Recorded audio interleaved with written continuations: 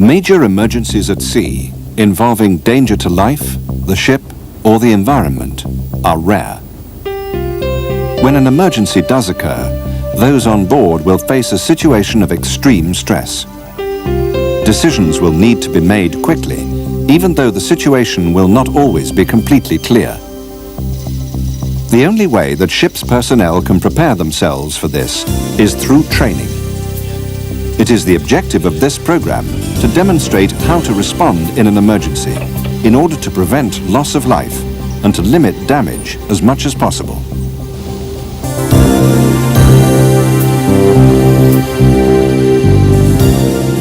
To assist personnel in responding to emergencies, many operators and owners have an emergency response plan, sometimes called a contingency plan.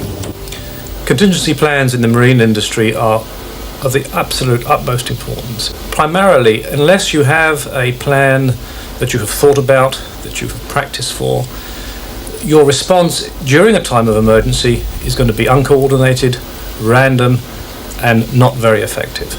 It's for these reasons that you must have contingency plans practiced and in place to deal with emergency situations. So the vessel superintendent... This plan will be specifically designed for each ship. It will be primarily an operational plan. It will be a concise, self-contained document. It will guide the personnel through the stages of an incident in a predetermined way that will combine with the ship's shore office response. Page 10, telephone numbers and emergency information. So a valet with all the information able to deal with the emergency situation. There are 5 steps in responding to an emergency. First, finding out what is happening and starting the response. What type of incident is it? Are there any casualties? Is there any damage to the cargo or hull? The second stage is the initial notification, informing the coastal state and the owner or operator. Circumstances may warrant sending out an emergency call for help. Thirdly, evaluation and stabilization of the incident, working out possible courses of action while continuing the response. Fourthly, more detailed notification of the coastal state, the owner and operator, and other interested parties. Vessels in United States waters must in addition notify the National Response Center. Fifthly, continuing the planned response, minimizing the effects of the incident. These stages may well be subdivided differently in your ship's plan, but in essence, they will be the same. This is the emergency contingency plan of our company. In this, they have given everything concerning emergency. The plan will include an action checklist to ensure that in the heat of the moment during an emergency, no essential task is overlooked. The plan will contain a list of the interested parties who will need to be notified in an emergency. This list must be updated regularly. The plan must be kept with other essential documents and must be easily accessible to those operating the ship. It is vital to know and understand the emergency plan on your ship. Should an emergency occur, it will be too late then to start examining the plan to discover what you must do. Apart from that, you have various emergencies checklist given, so that when you have any emergency of this kind, you know what is to be done. For this reason, it is important to hold regular exercises of the emergency plan. This will be in addition to mandatory boat and fire drills. Large-scale exercises involving the entire ship take time to organize, and so may interfere with the vessel's operations. So, although exercises can be arranged by those on board, they can also be organized by an officer from the shore office. Good afternoon. How are you? Everything okay? Everything ready? Everything ready. Okay, we go. The ship's officers and crew know that they're going to take part in an exercise, but none, not even the master, knows exactly what it entails. The supervising officer has already worked out a scenario for the exercise. Basically, your vessel collided with a small coastal tanker and the position of the... At a suitable moment in the ship's operations, he informs the master that his ship has had a collision with a small coastal oil tanker. His ship has been hit amidships on the port side, just above the waterline. 2 of the crew have been injured, there is a small fire, and a danger of flooding. Yes. Right. The master first alerts the engine room. Hello, engine room. May I speak to the chief engineer? Yes, chief. We are carrying out an exercise where we have a collision with a small tanker. So all the announcements you hear will be just for an exercise. He then makes an announcement to everyone on board, telling them that they're about to participate in an exercise practicing the ship's response to a collision. We are going to have an exercise where the ship has had a collision. So when you hear the emergency alarm, please go to your respective muster stations. I repeat, we are going to carry out an exercise now where the ship has had a collision. So when you hear the emergency alarm, please go to your respective muster stations. Thank you. The master gives the order to sound the signal to summon the crew to their muster stations.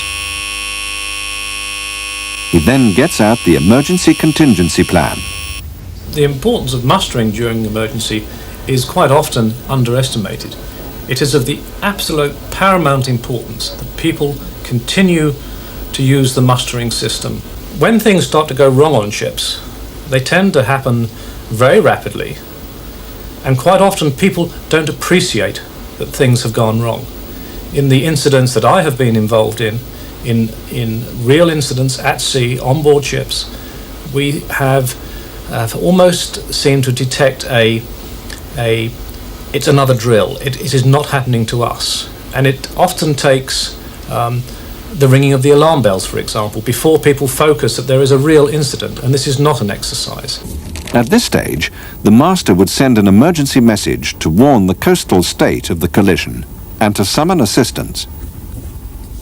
He also notifies his owner or operator of the incident, arranging to call them back when he has more information. With the coastal state authorities and the ship's operator, it's important to agree a schedule of communication and to keep to it. The exact position of your vessel and if she is in immediate danger. Otherwise, the master will find himself continually fielding calls from anxious shore-based staff, not what he needs during an emergency. How frequently the ship should talk to them will depend on the incident and how quickly things are likely to change. Mustering the crew not only allows a check for casualties, it also imposes a sense of order and discipline. One thing missing during any exercise is the sense of fear that would be felt by everyone at some stage in a real incident. Second officer. Yes, sir. Bosun. Yes, sir. Naruna. Yes, sir. This changes people's behavior. One reason is the body's automatic reaction to threatening situations. This has been called the fight or flight response. It prepares the body to either defend itself or flee from the threat. Adrenaline is pumped into the bloodstream. The heart beats faster and blood flows to the muscles and brain and away from the skin and digestive tract. Sweating increases, whereas the salivary glands are deactivated, making the mouth dry. Everyone involved in an emergency is liable to experience these changes to some degree. Prasad. Prasad. A further important psychological issue, especially if fire is involved, is the possibility of panic. Sattar. Sattar. Avoidance of this will depend on good training and what sort of relationship the master has with his crew. In short, leadership. Bridge to chief mate. In a real incident, the master may need to resort to extraordinary measures to avoid the onset of panic. He will need to rely on his emergency and fire party, usually under the command of the chief officer. At this stage, the master is informed that 2 men are missing. OS Sattar is missing, sir. They've been instructed by the supervising officer to act as casualties. Okay, then do one thing. You The send master, party in one, consultation with the chief officer, decides on the party two, priorities for the emergency ingress of party. water, and you take First control is the of fire, which could threaten everyone on board. Secondly, the missing personnel need to be found and taken care of. Thirdly, the flooding must be stopped or brought under control. And I take control of the fire, sir. We have collision abreast number 3 hatch on port side.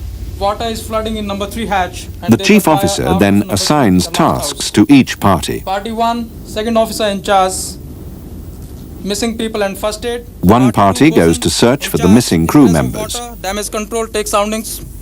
Rest of the people come with me with the fire extinguisher and fire hoses. Fire hose party, extinguishers. The chief officer with the emergency and fire party make their way to the area of the collision with the equipment they will need to fight the fire. The hold is sounded to determine the water level. The exercise scenario dictates that the water level is about 3 meters. The chief officer is informed. Number 3, port gill sounding 3.5 meters, sir. The search party find the casualties and carry them to safety. The first priority is to move them out of danger. They are then put in stretchers and given first aid. This information is relayed to the bridge. Emergency station to the bridge. So the search party has found 2 missing people with minor injuries. We are giving first aid to them. The chief officer gives the master a full account of the situation. He is told that boundary cooling is taking place, the casualties have been found, and that there is water ingress in the hold. I suggest we start the bilge pump, sir. Understood. Once he has got the preliminary report and can assess the situation, the master is able to give a detailed report to the organizations listed in the emergency plan. Start the bilge pump and start pumping out number 3 hole bilges. Dover Coast Guard, this is Atlas calling Dover Coast Guard. Do you read me? Generally, the authorities of the nearest coastal state will be the first on the list. Next will come the operator or owner, then other interested parties. All the contact numbers needed will be found in the emergency plan. Welcome. Over and out. This will also contain a list of the information required by the contacts. Most of the items are obvious, such as the ship's position, but they are all listed, as in the stress of an emergency, even the obvious can be overlooked. It's 51 degrees, 01 minutes, Good north. communications between ship and shore are vital in any incident. Okay, do you have the collision checklist with you? It's essential that the information given is as accurate as possible to enable all shore-based parties to provide the maximum assistance. Okay, that will be fine. So just keep me informed about everything. Third, you The master will need to devote all his efforts to managing the response. He will ask the engine room to prepare the equipment needed to respond. He should remain on the bridge as much as possible during any emergency. He may feel he needs to visit the actual scene of the incident to see for himself what is going on. But for most of the time, he should leave the on-scene organization up to his senior officers. Good leadership will be essential, and it's only from the bridge that the master can effectively coordinate the activities of the engine room, deck department, and the shore-based agencies, including his own head office. The ideal relationship between the captain and a head office during an incident is one of complete trust. The master has to be able to go to head office for advice and with honest information and have no fear of recrimination. Any master who tries to cover things up or not tell the whole story to the office is only hurting himself, his crew and his ship. Because in a well-managed shipping company today, there is a lot of expertise and a lot of advice available to him. And unless he is giving the whole picture to his head office, they cannot assist him in making a proper balanced judgment of the situation. The shore office have an essential role to play in their ship's response to any incident. So here we They are will with have their ship's own plan. company contingency plan, as well as a copy of the ship's emergency plan. The two will be interrelated. The shore-based emergency team should consider themselves to be an integral part of the ship's emergency response. They can summon assistance, get expert technical advice, and take the weight of notification of interested parties, such as the P&I Club, Charterer and others, away from the master. What is the condition of your steering gear and other equipment? They need to keep to the mutually agreed schedule of communication and not call the master every few minutes for an update. That is unknown to us. In real incidents, it has always taken much longer than expected for the shore center to establish precisely what is happening. Damage to the other It may be worth keeping a satellite link open during the early stages of an incident, if this will help the master. It is important to record what happens and what decisions are made and when. All times must be written down, and all charts with notes or plots on them retained. Any photographic or video record will be extremely helpful afterwards. In determining the best response, accurate cargo data is essential, as is an up-to-date general arrangement. Are there any hazardous materials involved or near the place of impact? If there are, or if there is any likelihood of a spill overboard, then the coastal state must be notified. Those involved in damage assessment parties will be looking for hull damage and damage to pipework and other equipment in and around the area of impact. All holds, tanks and void spaces will need to be sounded. Sir, this is the weather report I've received. Okay, thank you. So third, the weather forecast is not good for next 8 hours. Yes, sir. Where are we now? Sir, floating, sir. Okay. Has the ship lost maneuverability? Accurate tide and wind information will be essential to predict what is likely to happen to the damaged ship. Throughout the exercise, the supervising officer has not only been feeding in events and information as dictated by the incident scenario, he has also been observing how the ship's personnel have responded. This is not an attempt to catch them out, but rather to see what the problems are likely to be on their ship should an incident occur.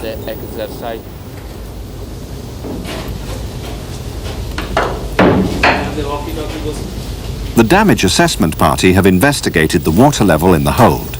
Their findings are reported to the master. Captain, the damage is already underwater and it is also under seawater level. The level is rising, it's about 4 meters now. I suggest you ask the engine room to increase the pumping rate. Over. Water is He listens to their recommendations. In any real emergency, the master would need to rely on his senior officers. Okay, then He will that need be to fine. take Keep their me informed advice. about it. Third, you ring up engine room and tell him to give us maximum rate on the Bell's pump so that we can maintain the level of water in number 3 hold. Yes, sir. The master keeps his office informed of all Nearest developments. port of refuge is Dunkirk, which is 24 miles off. Over. Any oil spill or pollution? Negative, there is no oil spillage. That's understood. We will notify the P&I Club, underwriters and vessels owners. Good afternoon, sir. I'm calling you regarding the motorist Atlas sustained... In this exercise scenario, as the ship is not in danger, the shore office is calling salvage companies to put tugs on standby in case the ship needs assistance. Romeo, Oscar, If the ship 6, was in peril, and my telephone the number master is would make his own arrangements with salvage tugs on the basis of Lloyd's open form, without needing to discuss this with his office. and, On deck, the chief officer decides that the fire is sufficiently under control to allow access to the burning hold. One of the two men dressed in protective clothing enters. The master has been talking to the shore authorities as well as his operator's office. He may receive unwanted calls from the press and other shore-based agencies. Master speaking. He should say as little as possible, referring all inquiries to his shore office. Please contact my office. They'll give you all the details. Over. Before we go to the press, can we just go through one by one the actions we've taken to date, make sure we've covered all the bases? In reality, it would not be long before the press heard about the emergency. It's their job to get the facts, and it's up to the shore office to give them. Off Dunkirk at around 14:30 local time. The shore office should do what they can to divert press attention from the master dealing with the incident. Cargo vessel Atlas. We believe that there were some slight casualties. As the ship is still able to make way, the master decides to take her to a suitable port of refuge. We suggest you proceed to Dunkirk and take refuge there to investigate the underwater damage. He discusses this with his shore office and confirms that tugs have been requested. He asks them to organize a tug to stand by in the port in case the ship gets into difficulties. You will need to call port authorities and inform the Coast Guard about your movements. In any incident, decisions need to be taken all the time. The master and the emergency team will always need their wits about them. They must maintain good communications, informing each other of what they're doing. They must be ready to adapt their response to fit changing situations. Things can change rapidly and in unpredictable ways in an emergency. The crewman who has entered the hold signals that the fire is now out. The fire is out, sir, and the pumps are coping with the bilge level. Water is maintained to 3 meters in the bilges. At this point, the supervising officer decides that, as all the objectives have been achieved, the exercise should now be ended. All right. He tells the master. Okay, Captain Kumar, on deck was everything okay? We can consider the end of the exercise. You have to advise all the people involved, and later on we have to meet together for debrief about the exercise. The master first informs the engine room by telephone. Yes, engine room? Chief engineer? Yes, the exercise is over now, Chief. Okay, thank you. He then broadcasts to everyone on board. They're told to return to their normal duties. Your attention, ship's company. The exercise is over now. I repeat, the exercise is over now. Okay, the training exercise went well. The response on collision was carried out in the right way. After the exercise is completed, there is a formal debriefing. All actions and responses are analyzed to see where they could be improved. Everything was good. One of the men of the fire party number 2 was not holding correctly the fire hose. If necessary, the emergency plan itself may be modified or updated to take account of circumstances that have changed or lessons that have been learned. Point that you want to discuss or... Major emergencies are very rare at sea.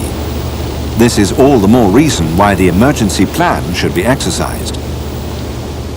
In any emergency, it is important to use the emergency plan as a basis for the response, to ensure that there is good teamwork and communications between those running the emergency response, that there is solid backup from the shore office.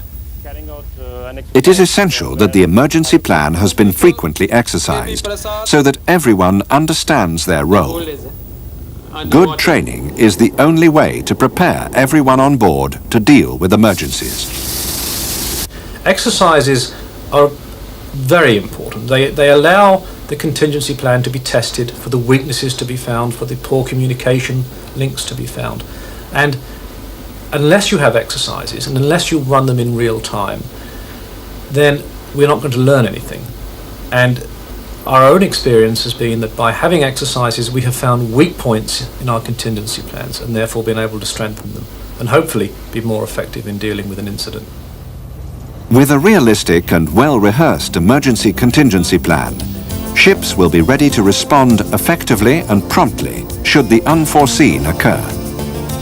In doing so, they will be contributing not only to their own safety, but also to the safety of the world's seaways.